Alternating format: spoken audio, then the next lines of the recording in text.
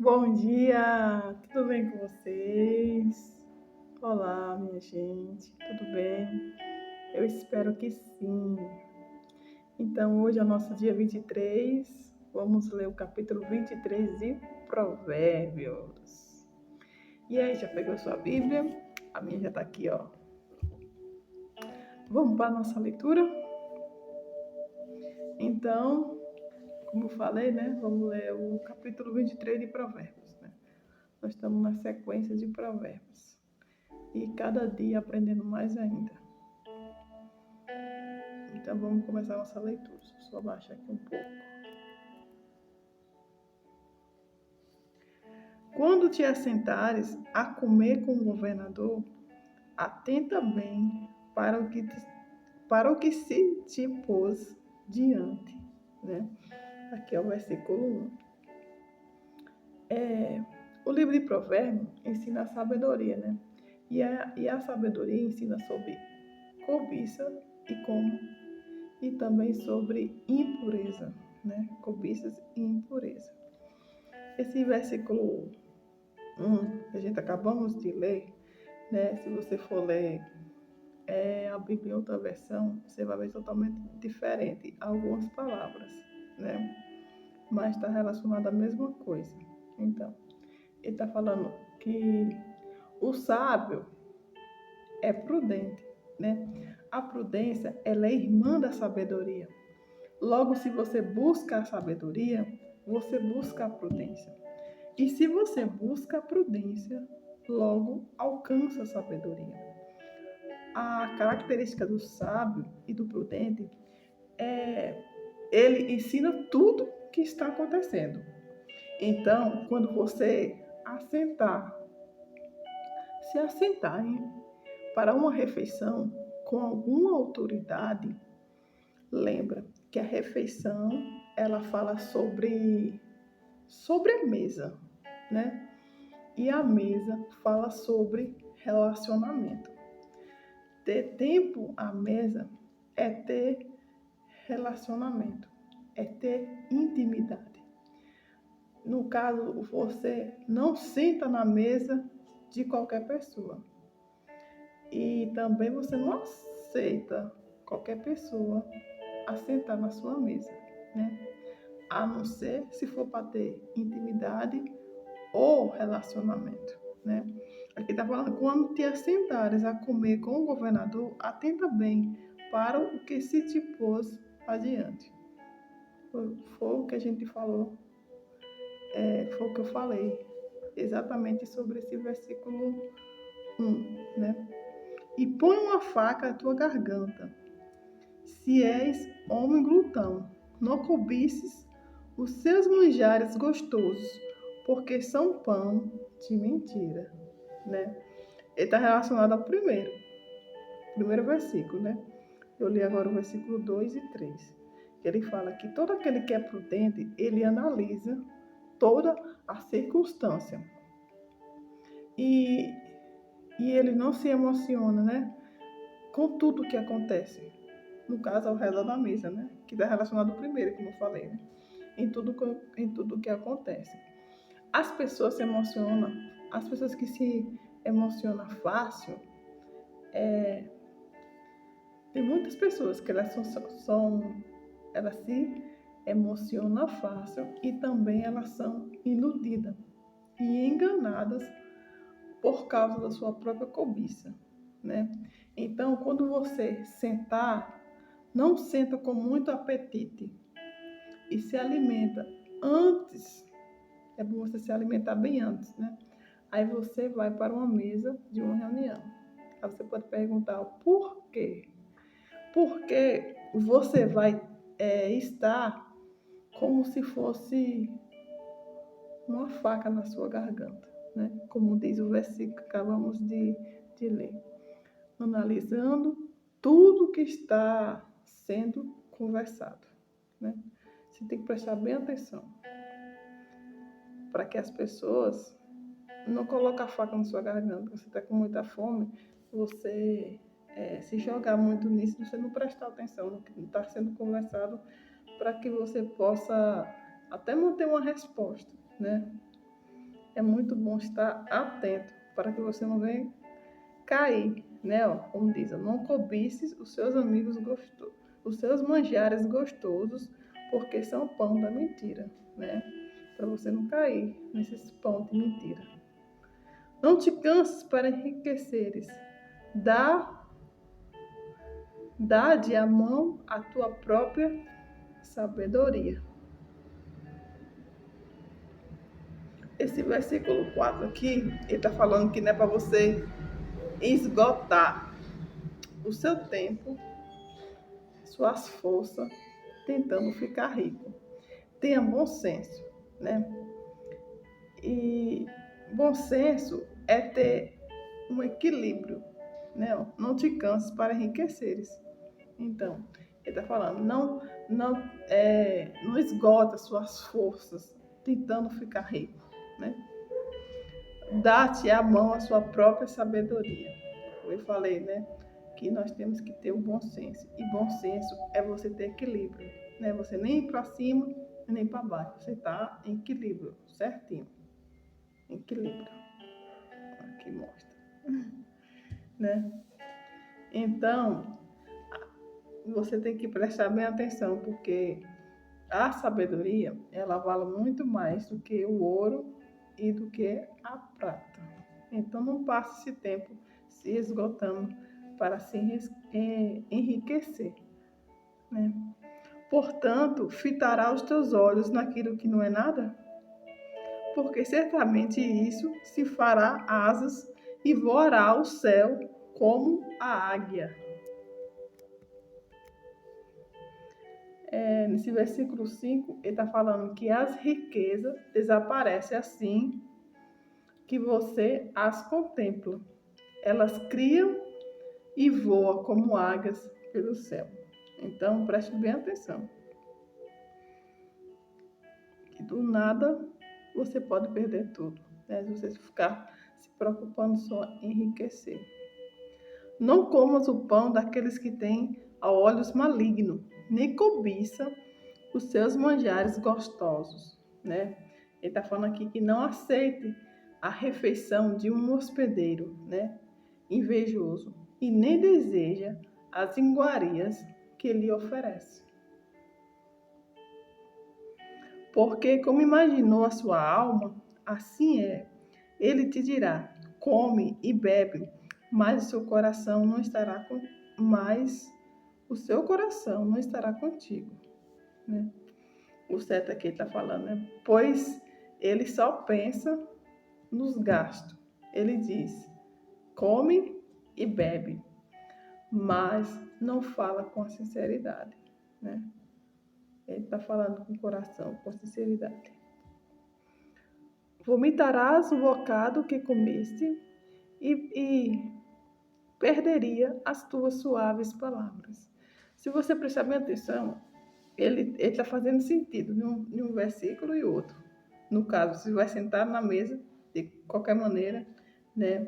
O que vai acontecer a partir do momento que você comer e aceitar tudo isso, né? Aqui no versículo 8 já está falando, você vomitará o bocado que comeste e perderia as tuas suaves palavras, né? Ele está falando, você vomitará o pouco que comeu e desperdiçará a sua cordialidade, né? Que eu falei, as suas suaves palavras.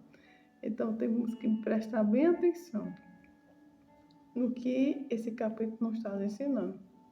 Como sentar à mesa, o que você comer e o que vai sair da nossa boca. Não fale aos ouvidos do tolo, porque desprezará a sabedoria das tuas palavras, né? Que está falando aqui. Não vale a pena conversar com o tolo, né? Pois ele despreza a sabedoria do que você fala. Então não perca seu tempo falando com o tolo. Não renova os limites antigos, nem entres nas herdades do órfão, né? Ele está falando aqui sobre não mude de lugar os lugares antigos, marcas de propriedades, lugares antigos que estão marcados propriedade, e nem invade as terras dos órfãos, porque o seu Redentor é forte. Ele pleitará a sua causa contra ti. Versículo 11 que está falando. Pois aquele que defende os direitos dele é forte. E ele lutará contra você para defendê-lo, né? Porque o Redentor é forte. E ele pleitará por causa contra ti. Aplica a disciplina ao teu coração e os teus ouvidos a palavra do conhecimento. Está falando que para você aplicar a disciplina ao teu coração, né? Existem duas coisas que você precisa aplicar todos os dias, né? É a disciplina do seu coração e também dar ouvido ao conhecimento, né? Aplicar e dar ouvido ao conhecimento.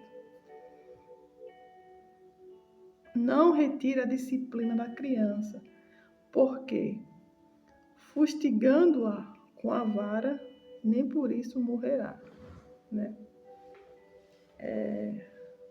Você vê que o livro de Provérbios, eles ensinam como a gente viver de várias formas, né?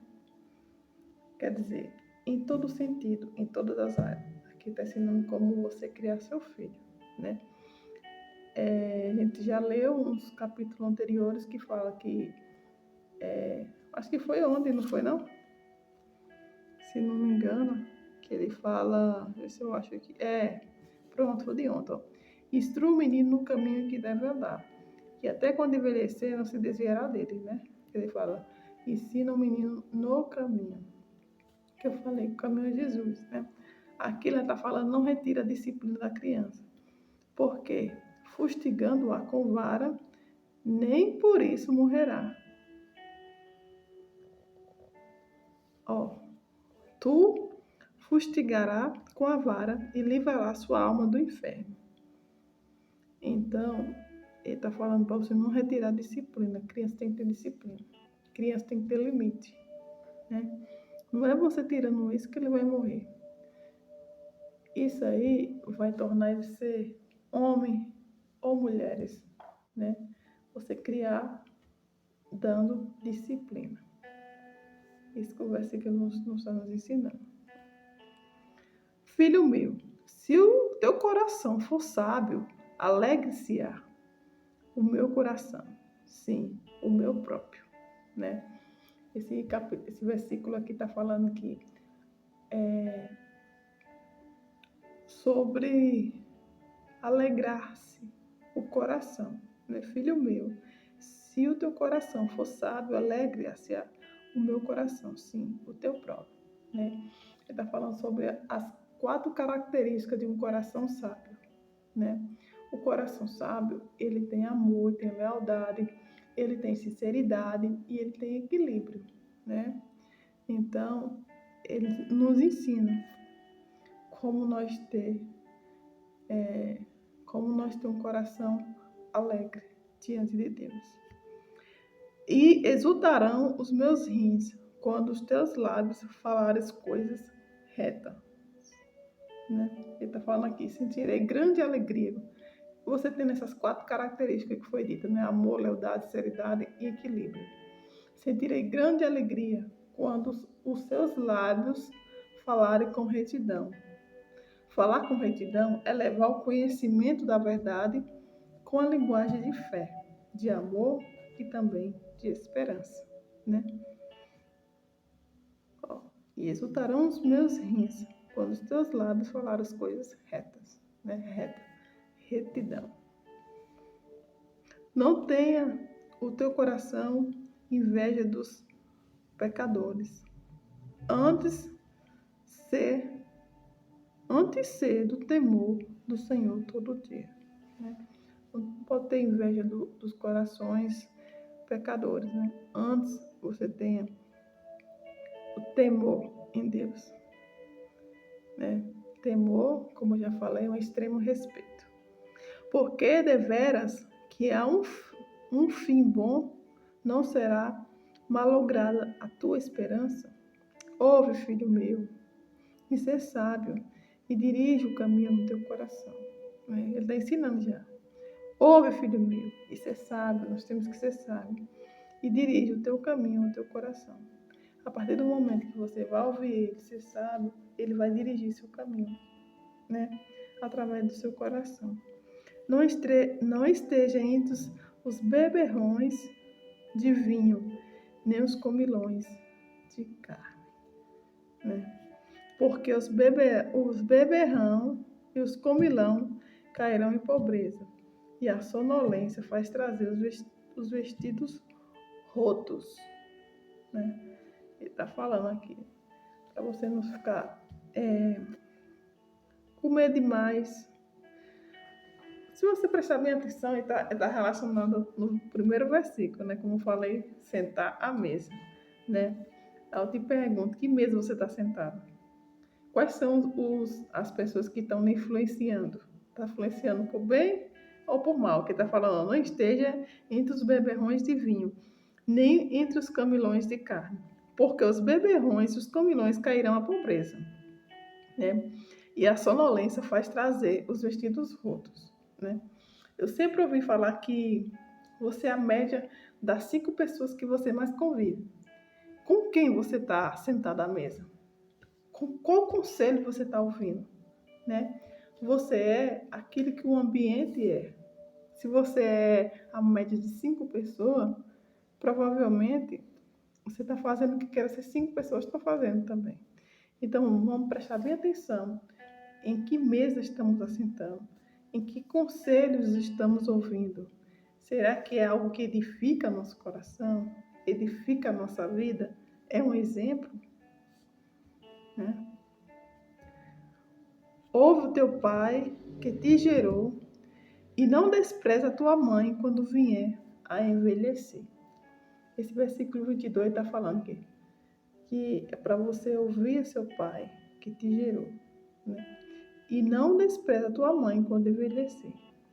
Quando ele diz que toda vez que ele for falar pai, ele está falando de limites, né? Ouve o teu pai. Então, ele está falando que é para você ouvir ele, né? O pai dá limites e a mãe, ela que educa, né? Mas quando ele fala do pai, nem só o pai da terra que nos criou, né? Mas o nosso pai também que nos gerou, né? Nosso pai do céu. Nós temos o pai aqui da terra e o pai lá do céu. E como eu falei que toda vez que você fala de pai, ele está falando de limites, o pai daqui, ele tem que dar limites, sim. Além da disciplina, como a gente leu na estante, no versículo 13. Disciplina também tem que dar limites, né? Porque o pai que não dá limites do filho, o filho vai crescer rebelde, né? Ele vai ver que tá tudo em torno dele, que ele pode o que ele quiser. Ele começa a quebrar as coisas dentro de casa, ele não quer ouvir nem nada, né? O filho que não tem limite com os pais, eles odeiam os pais. Ele vai odiar, porque ele não vai se sentir amado. A partir do momento que você dá limite ao seu filho vai se sentir amado. Você está dando uma disciplina. Quando você tiver criança, adolescente, até mesmo adulto, a pessoa tem que entender o que é não. É dificilmente as pessoas entendem o que é não. Aí você fala com uma criança, fala assim, não faça isso, filho, porque eu vou fazer isso com você.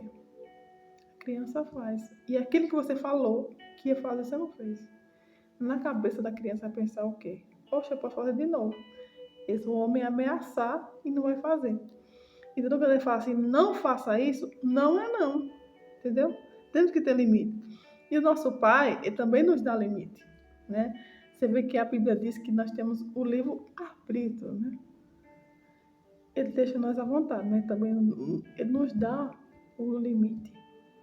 E muitas coisas a gente não entende. Aí você pensa que ele não está na nossa vida, ele não está na vida, não sei o quê. Começa a ficar vitimizando, né? Mas Deus também, ele nos limita.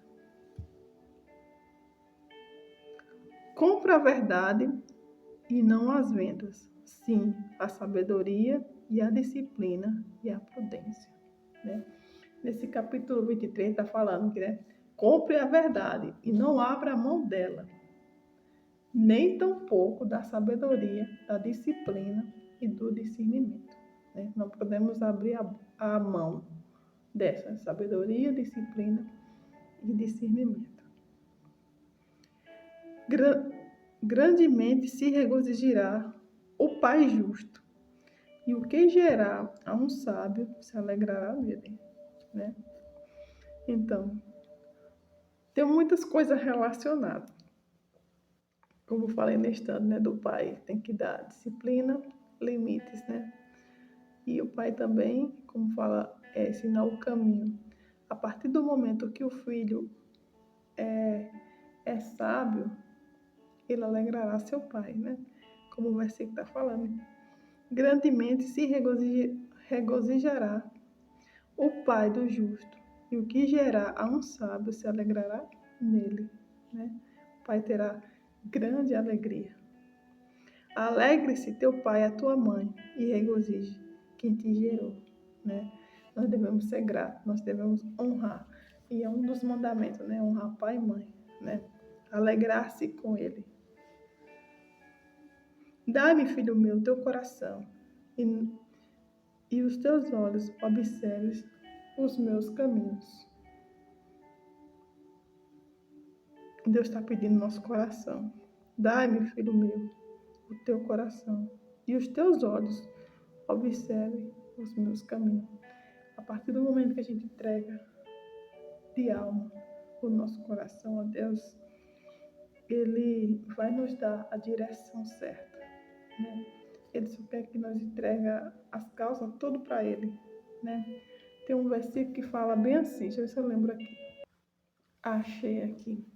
Está escrito em Mateus, capítulo 11, versículo 29 e 30. Não, mas eu vou começar pelo 28, que fala assim, ó.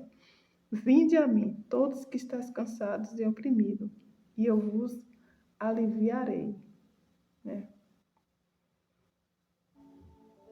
Tomai sobre vós o meu jugo, e aprendei de mim, porque eu sou manso e humilde de coração, e encontrarei descanso para vossas almas. Né? Encontrarei descanso para vossas almas. O porquê? O meu jugo é suave e o meu fardo é leve.